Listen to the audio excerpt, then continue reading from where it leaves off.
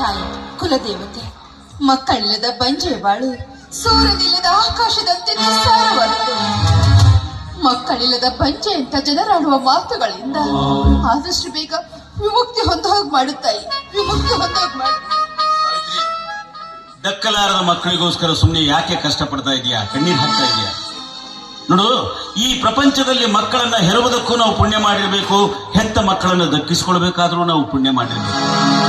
ಆ ಪುಣ್ಯವನ್ನೇ ನಾವಿಬ್ಬರು ಪಡೆದುಕೊಂಡು ಬಂದಿಲ್ಲ ಅಂದಾಗ ವ್ಯರ್ಥ ಈ ರೀತಿ ಕಣ್ಣೀರು ಹಾಕೋದ್ರಿಂದ ಏನ್ ಪ್ರಯೋಜನ, ನೀನೇ ಹೇಳು. ನಿಜ ರೀ, ಹೆತ್ತ ಮಕ್ಕಳನ್ನು ದಕ್ಕಿಸಿಕೊಳ್ಳದಂತ ನಿರ್ಭಾಗ್ಯ ಹೆಣ್ಣು ನಾನು. ಒಂದಲ್ಲ ಎರಡಲ್ಲ 4 ಮಕ್ಕಳನ್ನು ಹೆತ್ತರು, ತೊಟ್ಟಿಲಲ್ಲಿಟ್ಟು ಜೋಗಳ ಹಾಡಲಿಲ್ಲ. ನನ್ನಂತ ಹೀನ ಹೆಣ್ಣಿನಿಂದಾಗಿ ನಿಮ್ಮ ವಂಶದ ಬಳ್ಳಿ ಹಬ್ಬಲಿಲ್ಲ ರೀ, ಹಬ್ಬಲಿಲ್ಲ. ಮಕ್ಕಳಾಗದೇ ಇರೋದಕ್ಕೆ ನೀನೇ ಕಾರಣ ಅಂತ ಯಾಕೆ ಎಲ್ಲಾ ತಪ್ಪುಗಳನ್ನ ನಿನ್ನ ತಲೆ ಮೇಲೆ ಹಾಕೊಳ್ತೀಯ? ಹುಟ್ಟಿದ ಮಕ್ಕಳು ತೊಟ್ಟಿಲೇರುವ ಮೊದಲೇ ಮಸಣ ಸೇರ್ಬೇಕು ಅಂತ ಆ ವಿಧಿ ನನ್ನ ಹಣಿಯಲ್ಲಿ ಬರೆದು ಆ ತಪ್ಪು ನನ್ನಿಂದಲೇ ಯಾಕಾಗಿರಬಾರದು?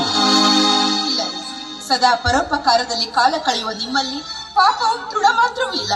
ಈ ತಪ್ಪೇನೇ ಇದ್ರು ನನ್ನದೇ ರೀ, ನನ್ನದು. ನೋಡು, ತಪ್ಪು ಯಾರದೇ ಆಗಿರಲಿ, ಗಂಡ ಹೆಂಡತಿ ಅಂದ್ರೆ ಬಾಳ ಬಂಡಿಯ ಜೋಡು ಚಕ್ರಗಳಿದ್ದಂತೆ. ಅದರಲ್ಲಿ ಯಾವ ಚಕ್ರ ಮುಗ್ಗರಿಸಿದ್ರು ತೊಂದರೆ ಆಗೋದು ನಮ್ಮ ಸಂಸಾರಕ್ಕೆ ತಾನೆ. ಅಲ್ಲ, ನಮ್ಮ ಹೊಟ್ಟೆಯಲ್ಲಿ ಮಕ್ಕಳು ಹುಟ್ಟುತ್ತಿದ್ರೆ ಏನಾಯ್ತೆ, ನಮ್ಮ ಊರಲ್ಲಿರೋ ಎಲ್ಲಾ ಅನಾಥ ಮಕ್ಕಳನ್ನು ನಮ್ಮ ಮಕ್ಕಳು ಅಂತ ತಿಳ್ಕೊಂಡ್ಬಿಟ್ರೆ ಮುಗ್ದೇ ಬಂದಿಲ್ಲ. ಅದು ಬೇಡ ಅಂದ್ರೆ ನಾಳೆ ನಿನ್ನ ಮೈದುನ ರವಿ ಮದುವೆ ಮಾಡ್ತೀವಿ, ಅವನ ಹೆಂಡತಿ ಹೊಟ್ಟೆಯಿಂದ ಹುಟ್ಟಿ ಬರೋ ಮಕ್ಕಳು ನಿನಗೆ ಅಮ್ಮ ಅಂತ ಕೂಗೋದಿಲ್ವೇನೆ? ನನಗೀಗ ಉಳಿದಿರೋದು ಅದು ಒಂದೇ ಆಸೆ.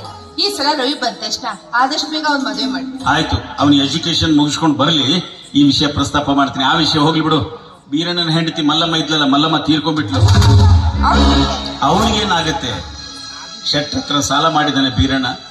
ಶೆಟ್ರು ಬಡ್ಡಿಗೆ ಚಕ್ರ ಬಡ್ಡಿ ಅಂತ ಸಿಕ್ಕಾಪಟ್ಟೆ ಸಾಲ ಅವನ ತಲೆ ಹೊರಿಸಿ ಸಾಲದಲ್ಲಿ ಅಡವಾಗಿ ಬರ್ಕೊಂಡಿರೋ ಮನೆನ ತಮ್ಮ ವಶ ಮಾಡಿಕೊಂಡು ಇವ್ರನ್ನ ಮನೆ ಬಿಡಿಸಿ ಹೊರಗಾಕಿದ್ದಾರೆ.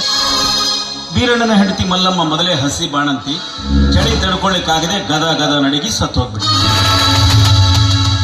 ಪಾಪ ಚಿಕ್ಕ ಚಿಕ್ಕ ಮಕ್ಕಳು ಅವನಿಗೆ ಬೆಳಗಿನಿಂದ ಕಣ್ಣೀರು ಹಾಕ್ತಾ ಇದ್ದಾರೆ.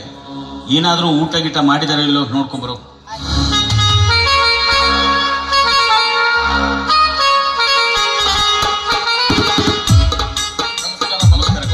ಅದಕ್ಕೂ ಬರೋದು ಕೇಳಿದ್ರಂತೆ. ಏನಿಲ್ಲ, ನಮ್ಮ ಊರಿನಲ್ಲಿ ಸೆಟ್ರ ದೌರ್ಜನ್ಯ ಜಾಸ್ತಿ ಆಗ್ತಾ ಇದೆ. ಆ ಬೀರಣ್ಣನ ಹೆಂಡತಿ ಮಲ್ಲಮ್ಮ ತೀರ್ಕೊಂಡ್ರ ವಿಷಯ ತಮಗೆ ಗೊತ್ತಾಗಿರ್ಬೇಕಲ್ಲ. ಅದಕ್ಕೆ ನಮ್ಮೂರಲ್ಲಿ ಶೆಟ್ರ ದೌರ್ಜನ್ಯ ಮಟ್ಟ ಹಾಕಬೇಕು ಅಂದ್ರೆ ನಾವು ನೀವು ಎಲ್ಲರೂ ಸೇರಿ ಒಂದು ತ್ಯಾಗ ಮಾಡೋದಕ್ಕೆ ಸಿದ್ಧರಾಗಬೇಕು. ಹೇಳಿದೆ ಅದು ಯಾವ್ದು ತ್ಯಾಗ ಅಂತ? ಏನಿಲ್ಲ ರೀ, ಊರಲ್ಲಿ ಒಂದು 10-6 ಜನ ದುಡ್ಡು ಇರೋರು ಕಣ್ಣಿ ಕಾಣೋರು ಏನಿದ್ದೀವಲ್ಲ, ನಾವೆಲ್ಲರೂ ಸೇರಿ ಕೈಯಿಂದ ಒಂದಿಷ್ಟು ಬಂಡವಾಳ ಅಂತ ಹಾಕಿ ನಮ್ಮೂರಿನಲ್ಲಿ ಒಂದು ಸಹಕಾರಿ ಸಂಘ ಅಂತ ಸ್ಥಾಪನೆ ಮಾಡೋಣ. ಆ ಸಹಕಾರಿ ಸಂಘದಿಂದ ನಮ್ಮೂರಿನ ಬಡ ರೈತರಿಗೆ ಕಡಿಮೆ ಬಡ್ಡಿ